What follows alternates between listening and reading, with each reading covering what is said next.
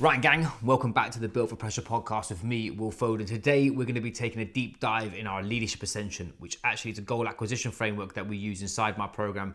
But I thought it was extremely poignant, purely on the basis of we're getting to the beginning of end of Q2, beginning of Q3, and many of us are having this reflective moment of how well the last 6 months have been and what are the next 6 months to come going to look like, especially with the way of the world right now, extremely turbulent, and we all know that the detail matters when it comes down to your performance. Instead of you pissing in the wind with it and just wishing it to happen and hoping that it's going to happen, I'm hopefully today going to give you a cheeky little framework that's not only going to allow you to get the keys to your car back from what actually it means to achieve what the thing you're trying to achieve, but vice versa, give you a step-by-step process to do so.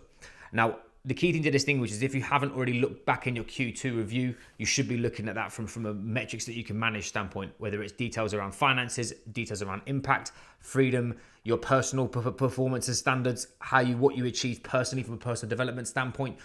All of these pieces of the puzzle should have definitive end and start points. And if you haven't got those locked in, I would say pause this and get a pen and paper and do that right now. Things to distinguish when it comes down to you actual goal acquisition is what we need to do is understand what a definition of done is. The definition of done was taken from a friend of mine, Sean Greeley, who I got mental by, which basically means it's an actual finishing intentful marker that actually has a landing pad for you. If you've got goals that are grey and they haven't got a start and a finish, you are going to struggle. And let's be clear, if you're operating in the leadership space, I understand that human behavior is extremely grey, it's contextual, and it happens on an adaptive one-by-one basis. It's extremely difficult sometimes to have tangible outcomes for, but it still remains. What does definition of done mean in that context for you? And have a marker of success, because if you don't have a marker of success, you're always going to feel like you're failing and that you're overwhelmed. Next piece of the puzzle for you to distinguish is actually understanding the difference between a high hard goal and a clear goal. A high hard goal is your mission. A higher hard goal is something that you're trying to attain that is huge. I'll take you through mine as well. I'll do this live on the call just because then it's going to give you some context and frameworks around what that means. But I've just evolved my company from Station Collective to Built for Pressure 6 months ago. Instead of me just being an athletic performance company and I was operating in the mental performance space for 7 years before that, I decided to amalgamate them and recognize that actually instead of me just being a health and fitness company, I want to be a leadership performance consultancy service that actually is going to change the game for the leadership space, not only allowing leaders to be in the best shape of their life, feel incredible and have energy and actually dominate their physical performance so they can rise to challenge, but also giving them the mental capacity, bandwidth, and intensity needed to keep their edge to not only lead themselves but lead other people. I want to be internationally known for this across, and again, we're starting small and going to work our way big, and I appreciate that. But if you look at it from my goal, that is the size of Everest right now. To be recognized by global firms and going into big boy companies, and there's so much happening there, and it's extremely alienating. Whereas instead, what you need to start thinking about is what you do is a clear goal. A clear goal is a step-by-step process that is frameworked into your current process to then allow you to take the action steps needed to achieve something that is going to get you towards that high hard goal. Example, right now, real time. Your quarters should be split into months. Those months should be split into themes. Those themes should be split into what actually is going to push your needle, whether it's vocationally, personally, or physically. You should have them for all of them, to be clear. So once you've got to understand your clear goals and actually what that means is then you've got to start measuring what does the gap actually mean. The gap is actually where you are right now and those clear goals that you have, and actually what's the big thing you're trying to achieve with your high hard goal, and what are the behaviors that you need to get you in that position. If anybody's read a book called The Gap and the Gain, this is a framework that is elicited in there, where your marker of success is not measuring where you are right now to where you want to be.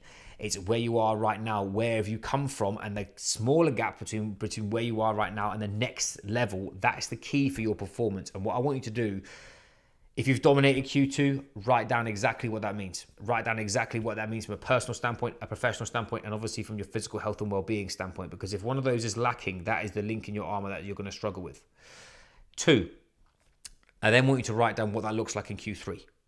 Because a lot of you probably will and should have a high hard goal. And you should, if you haven't got a high hard goal, you need to write down something that scares the fuck out of you. Excuse my French. Because if you don't, you'll be bored. If you're wired like me, you're achievement driven and you want to be insert whatever level of status, I guarantee if you shoot small, it's not gonna keep you honest enough to keep pulling the trigger and becoming the person that you said you're going to. Whereas if you start playing big and get comfortable being uncomfortable, I'm uncomfortable doing this personally. I would much rather, my comfort zone is coaching. I'm an elite level coach. I'll consult with, it doesn't matter whether it's with a small time business owner to a billionaire. I know that I can deliver 110% because I'm willing to do the work to get there.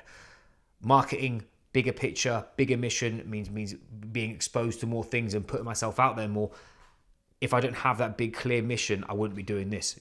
Now the visuals matching the audio. Same thing for you. Take that, run with it. And if you're scared, good, keep going forward. Because once you've actually got that gap, what you actually need to understand then is, okay, cool. We've got our high hard goal. We've got the big thing we're trying to achieve. We've then got our clear goals because we know what step-by-step process we need to get there. So for me, it's finishing off our leadership performance pathway.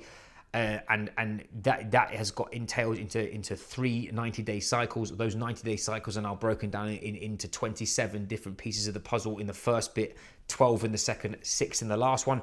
I know what I need to do on a weekly basis to clip that over the next sort of 9 months. See what I'm saying?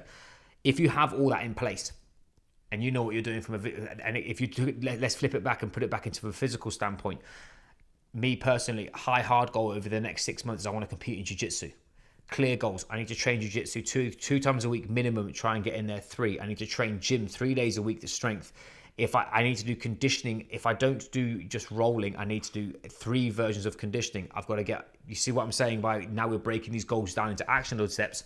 Those are then boxes to tick, because actually consistency is the number one thing that's going to help you find your edge, keep your 1% and push you forward, compared to just throwing shit against the wall and seeing if it sticks, and your emotions dictate the pace. Because remember, emotions are just signals. They're not actual real things.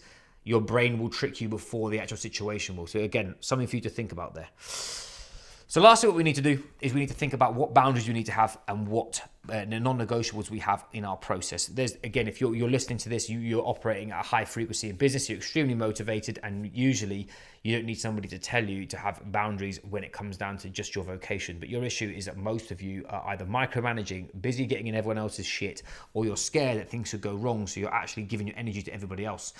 So what I want you to do is I want you to take these 4 frames.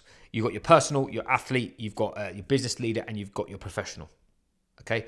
And I want you to split those and understand what your 3 boundaries in each of them that are massively important for you. So an example, personally, I get up at 5 o'clock with my son. I do not touch my phone.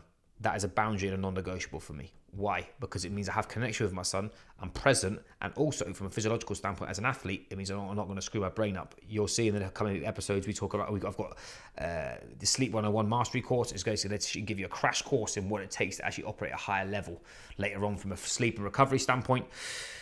As an athlete, non-negotiables for me, I hit 3 strength sessions minimum a week. Minimum. They are adaptive. Remember, rigid things break, and I'm doing the minimal effective dose as much as possible. As an athlete, I'll hit 3 gym sessions and I'll move 6 times a day. 6 times a week, sorry. 6 times a day. I'm not a professional athlete anymore. That's imperative. Movement depends. 2-hour hike on the weekend with my kid, with the boys. Me going for a half an hour run. Me jumping, doing some intervals on a bike, on an assault bike if I can. Whatever. Doesn't matter. That process happens. As a business leader, I make sure that I have touch points with my customers every week, and they have all got scheduled plans in place. Each one of them has got a certain day. They have specific information dealt with. Again, process over outcome. And then lastly, as a professional, I market myself every single day. And this is a weird thing, because again, I'm not speaking to people about business, but I'm talking about self-led leadership here. There's things inside your process as a professional that you will not like to do, that you have to do. I'm on a fucking mission to make this an absolute monster.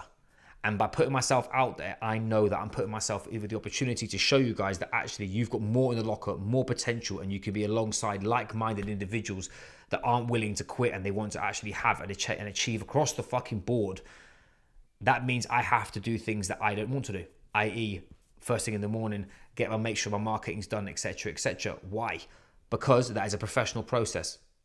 I also invest in education. I make sure that I have half an hour minimum a week of me learning new skills. I've just finished a mental skills course by the coaching room, Jay Headley's guys in the NLP room, because I believe that separates me from others. Is I'm not an influencer. I'm an elite level coach, and I stay there. These are the boundaries and the non-negotiables that you need to start thinking about for yourself, and start taking fucking responsibility for it, and showing that actually, If you know what your standard is, you know what you believe in and what you're fighting for, this should then make it a little bit easier. I know that's quite a lot of information about understanding about goal setting, but I know this, if you are looking and you are now listening to this going, how the effing hell do I deal with this? There's two things that I can offer you. Number one, we've got a leadership performance audit. It is a 2-minute checklist for you to realign and recommit to the actions needed for you to dominate Q3.